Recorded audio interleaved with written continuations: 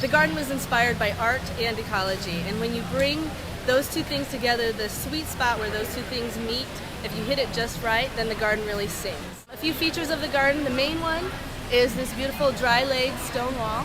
It was all built piece by piece. There's no mortar holding those joints together. We had a form in there which formed the arch, and then with a wooden form we pulled it out. The stones all come together tightly and hold together. So a dry-laid stone wall is good in our area because in an earthquake, when those stones move, they just get tighter. And a mortared wall, the mortar cracks and then they fall apart. They also provide nice habitat for little animals like lizards and different kinds of insects, and that's kind of my specialty as a gardener, is building habitat gardens. I made a point of using a lot of old-fashioned landscape material that has been outdated and sort of stigmatized in the industry because it's been so overused. Things like agapanthus, juniper, rosemary, New Zealand flax. In my landscape, I'm trying to make the point that the reason these things are so common is because they are so sustainable and survive long after a landscape has been abandoned or even a home has been demolished and removed from the site. You'll see agapanthus in areas. Give me some examples. The agapanthus is this here. Okay. And normally during the summer it has the big blue flowers coming out of it. The rosemary's down here.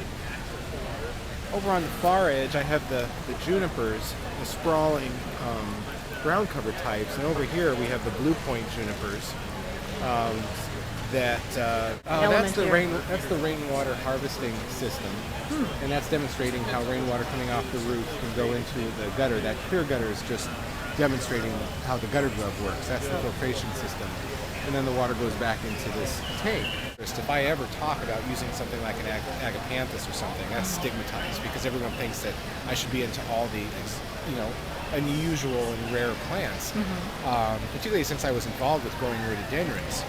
I actually didn't have a single rhododendron at my own home because I love growing them, but they're not the sort of thing that I want to take care of in my own home. And agapanthus, I had all the tacky plants in my house. I had agapanthus, geraniums, junipers, ivy, excuse me, even nasturtiums. And my neighbors would always comment on that. They couldn't believe that I lived in this house with all this cheap common material. But the point was that it worked. And I happen to like it. Well, the carpentry is recycled or salvaged pallets. Okay. So that was painstakingly pulled off pallets and sent through a bench cleaner and stained. Then the walls are 5 walls that are on wheels, with the main one being the waterfall. And then Susan or Jenny can step in with like the flowers. Yeah, well, we have a selection of low water plants suitable for shade or sun. We have the No-Mow Fescue blend. So because this year's theme is sustainable spaces. As far as plants go, we have the Frigeria, which is the ornamental strawberry. We have Oxalis, Crimson King. We have some sedums, Kukra, chamomile. This is Lirio. The structures, the doghouse, the circular wall, and yeah. So the doghouse is heated? Heated? No, it does a solar light wall. So okay. I mean, it's